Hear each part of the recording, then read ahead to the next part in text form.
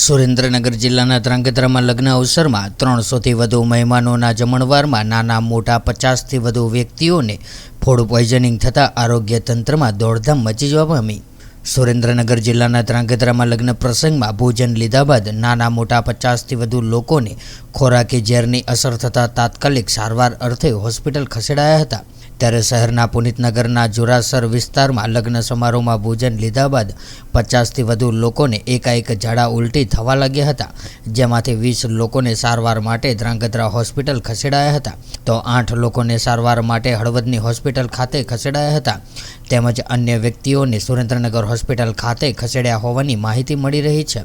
આ સાથે જ 2 બાળકોની તબિયત વધારે લથડતા તાત્કાલિક સુરેન્દ્રનગર સરકારી હોસ્પિટલ ખાતે રિફર કરાયા હતા। ત્યારે ઘટનાને પગલે આરોગ્ય વિભાગે પણ તપાસનો દોર શરૂ કર્યો હતો। ધ્રાંગધ્રા શહેરના જોરાસર વિસ્તારમાં લગ્ન પ્રસંગમાં 50થી વધુ લોકોને ફૂડ પોઈઝનિંગની અસર થઈ હતી, ત્યારે 20 લોકોને ધ્રાંગધ્રા સરકારી હોસ્પિટલ ખાતે ખસેડવામાં આવ્યા હતા, જેમાંથી 2 બાળકોને વધુ તબિયત બગડતા તાત્કાલિક સુરેન્દ્રનગર સરકારી હોસ્પિટલ ખાતે રિફર કરાયા હતા। ત્યારે 20 બાળકો અને 90 વ્યક્તિ હાલ ધ્રાંગધ્રા હોસ્પિટલમાં સારવાર લઈ રહ્યા છે। ત્યારે ધ્રાંગધ્રા નગરપાલિકા પ્રમુખ અને ટીમ દ્વારા તાત્કાલિક ધ્રાંગધ્રા સરકારી હોસ્પિટલ ખાતે દોડી આવ્યા હતા અને નગરપાલિકાની 2 એમ્બ્યુલન્સને સ્ટેન્ડ બાય રાખવા સૂચના આપી હતી। ધ્રાંગધ્રાના પુનિતનગર વિસ્તારમાં મુસ્લિમ સમાજના એક લગ્ન પ્રસંગમાં આજે જમણવાર હતો। એમાં અચાનક આશરે 26થી 27 નાના મોટા બાળકોને ફૂડ પોઈઝનિંગની અસર થઈ છે। પ્રાથમિક તપાસમાં ફૂડ પોઈઝનિંગનો જ અહેવાલ સામે આવી રહ્યો છે।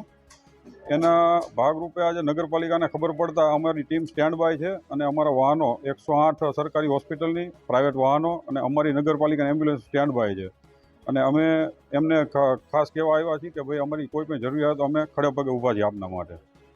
5:30 વાગ્યાના અરસામાં પુનિતનગર વિસ્તારમાં એક લગ્ન પ્રસંગે હતો યોજાયેલો। એની અંદર ઘણા માણસોએ બપોરનું જમણ લીધેલું હતું, જેમાંથી અચાનક બધાની સાંજે તબિયત બગડતા લગભગ 15-17 નાના બાળકોને 5:30 લઈને આવેલા, તો બધા અમારો હોસ્પિટલ સ્ટાફ તમામ એમની સારવારમાં લાગી ગયેલો। પછી પાછળથી ઘણા બધા બીજા મોટા બાળકો, નાના મોટા બધાને તકલીફ થયેલી છે। અત્યારે લગભગ 23 જણા એડમિટ છે અને હજુ બીજાને પણ તકલીફ છે, એ પણ હજુ આવે છે એવું કહે છે।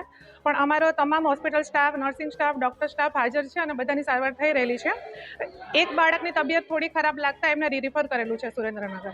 બાકી તબિયતમાં એને વધારે પડતી વોમિટ થાય છે અને થોડી શ્વાસ લેવામાં હતી તકલીફ, એટલે એને રિફર કરવું પડ્યું છે સુરેન્દ્રનગર બાળકોના ડૉક્ટર પાસે, અને એ પણ લગભગ સ્ટેબલ થઈ જ જશે। એને અમે લોકોએ વ્યવસ્થિત અહીંયા પહેલાં પ્રાઇમરી બેઝ ટ્રીટમેન્ટ આપીને પછી જ રિફર કરેલું છે અને બાકી હાલ બધું સરસ છે, જોઈ શકો છો તમે, બધાની ટ્રીટમેન્ટ છે, બધા બાળકો સ્ટેબલ છે, મોટા પણ બધા સ્ટેબલ છે। મારું નામ વર્ષાબેન દિનેશભાઈ છે।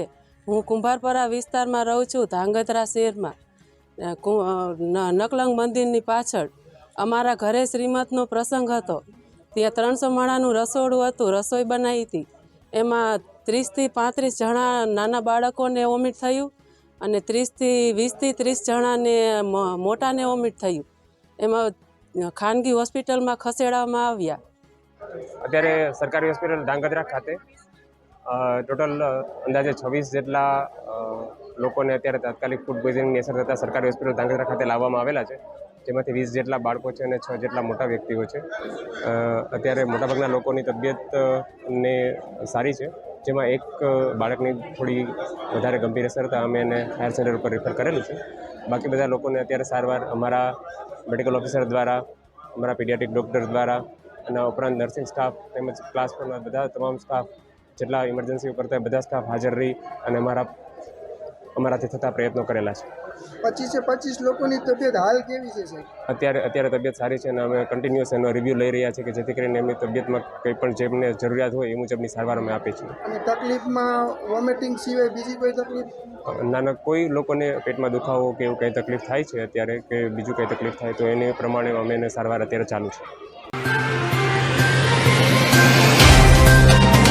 तो व्हाट्सएप, ट्विटर, फेसबुक, इंस्टा जहाँ भी आपका अकाउंट है, इसे शेयर बटन के द्वारा वहाँ पर शेयर करें।